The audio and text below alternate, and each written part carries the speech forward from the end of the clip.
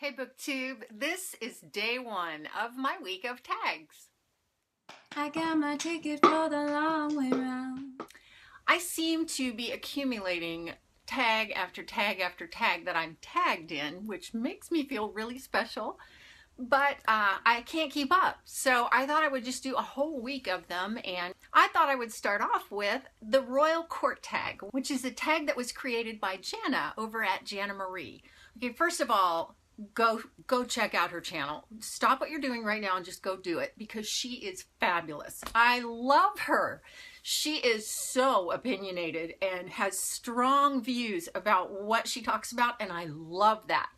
I love that. I think it's so refreshing when people are really honest and they stand behind what they think. I really appreciate that. I'll tell her she's out of her mind crazy, and she'll say, oh, no, you're the one that's crazy. We have a blast in comments talking. So she has quickly become one of my favorite people, and she actually tagged me in this tag. And what she's done is to take all the members of a royal court and then assign one of our favorite characters from a book to each of those roles. So I am just going to start out right away with the king.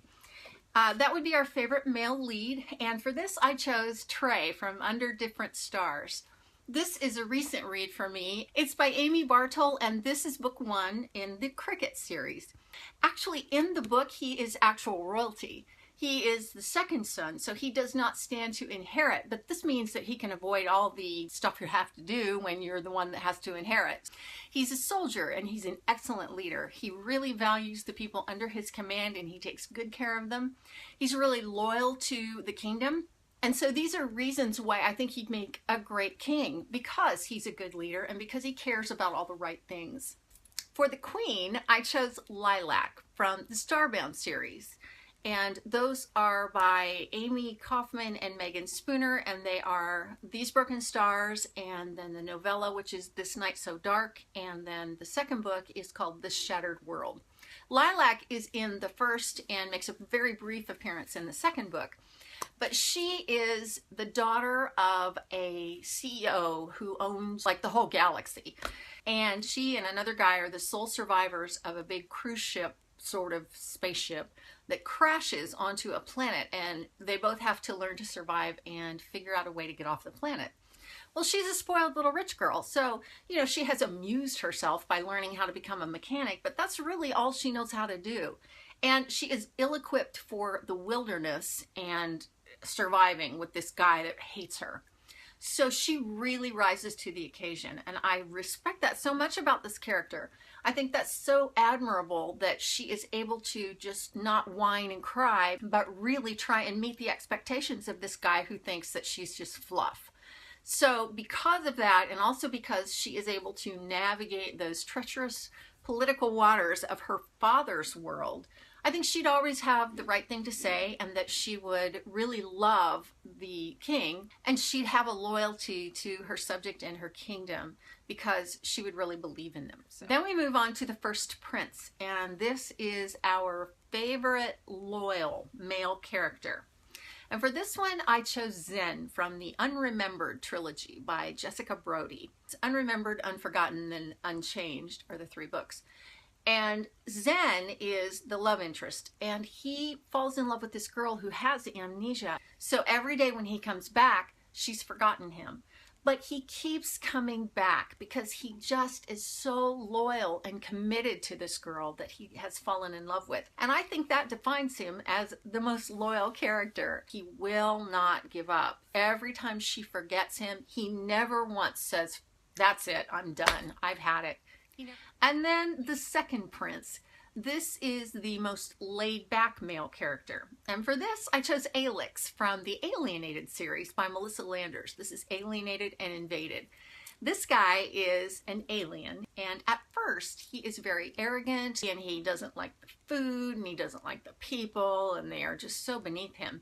But he quickly becomes acclimated, and he learns to appreciate Earth and all the things about Earth that are different from his planet. So when he gets into conflicts, he just will not participate. You know, it's kind of funny. He just handles it. He doesn't stress out. He doesn't, well, he does, but he does it in a very calm way. And he is the voice of reason among his friends, and he's just so laid back. And then we have the Headstrong Princess, who is probably that way because she has to keep up with these brothers of hers. But for this one, I chose Susanna from the Daughter of Smoke and Bone series by Laini Taylor. The first book is The Daughter of Smoke and Bone, and then it's Days of Blood and Starlight, and lastly, Dreams of Gods and Monsters.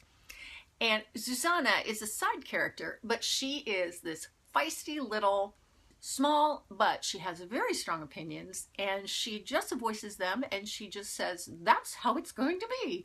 She's so funny, but she's very headstrong, and you better not try it and tell her what to do, because she will just give you what for, and she will say, no, no, no, no, we are going to do it this way.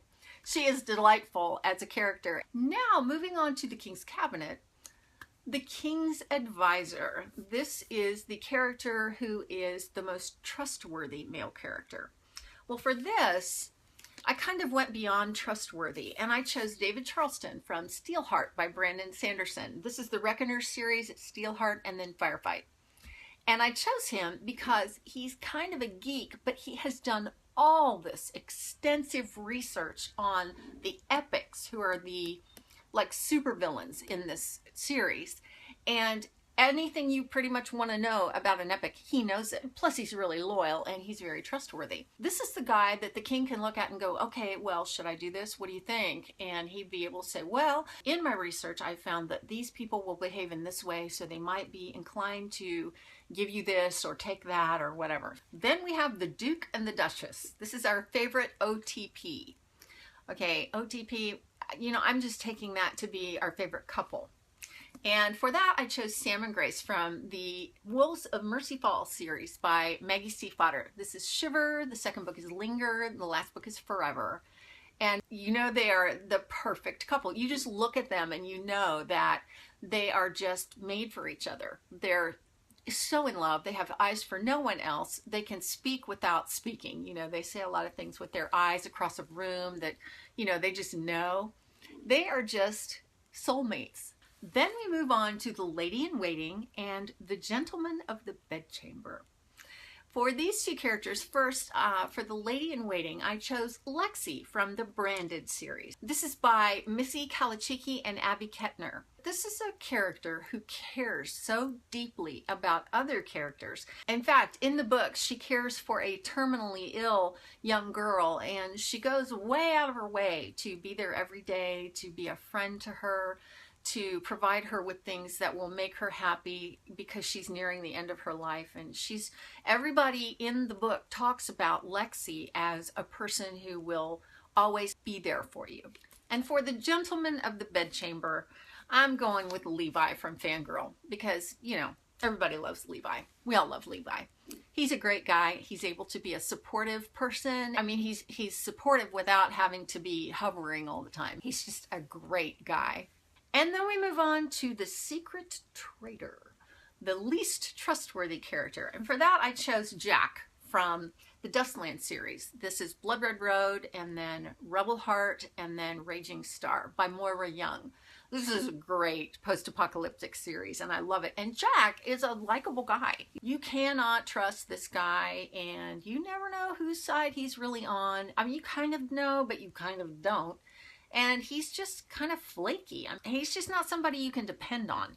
And so for that reason, because you can't depend on him, he might go against you and you might not know it. Or he might just have different ideas about who to be loyal to. So yeah, I hate to say that about Jack because I really like Jack, but he's not very trustworthy.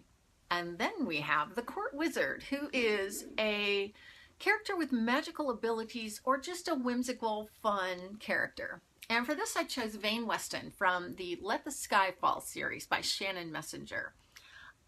This is Let the Sky Fall and then Let the Storm Break. And I think the third book is coming out later this year.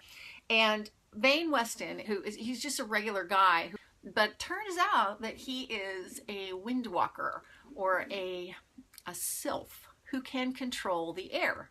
And he's a fast learner, but he's also such a funny person. He has such a skewed view of the world, mainly because Audra, who is his mentor, is always sabotaging him at every turn.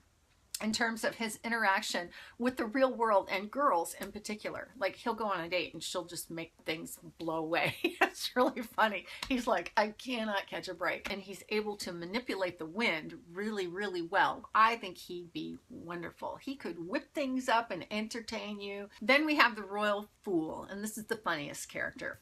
Man, lots of choices for this. I'm telling you what. But I'm actually going to go with Marcus from the Partials series by Dan Wells. This is Partials, Fragments, and Ruins. And the thing about Marcus is that he's such a smartass. He has always got some comment about whatever situation it is that's really funny. And it's that biting, sarcastic wit, you know. They can be in this very dire circumstance and he'll go, well, at least it's not this. It's that kind of a thing. He always made me laugh, and I really, really think that in the royal court he would be like the stand-up comic. Oh, and then we go to the Gossiping Lady's Maid. This would be the female character most likely to spread a rumor. And for that, I chose Samantha Kingston from Before I Fall by Lauren Oliver. This girl is not a nice girl. I think she'd spread rumors just to do the damage, just to be mean, because she can. She's not a very likable character. She gets more likable by the end, and it's a great book, but yeah, pretty much, I think she'd hate the job too. She'd be miffed about that, and so she'd probably find all kinds of people to talk about in a bad way. And lastly, we have the Handsome Servant. This is the male character that would be most likely to seduce a lady. Well, for that, I chose Cole from the Everneath series by Brody Ashton. This is Everneath, Everbound, and Evertrue. And Cole is an immortal character who sucks the life out of suicidal people. He is not a nice guy, and yet he's charming. And he's a rock star, and he's gorgeous. So throughout the course of the series, you really never know quite what to believe about him. He's such a mystery, and of course that makes him charming. And honestly, he charms women right out of their mortality. So that is the Royal Court tag. Thanks again, Janna, for tagging me. And I'm going to tag a couple people at the end. But that's it for now from me, and I will see you tomorrow with a new tag. Thanks for watching. I'm gone. You're gonna miss me when I'm gone. Even as I'm doing them, I'm thinking, would that be the best person for that? Are there more people, you know, because I have trouble choosing just one.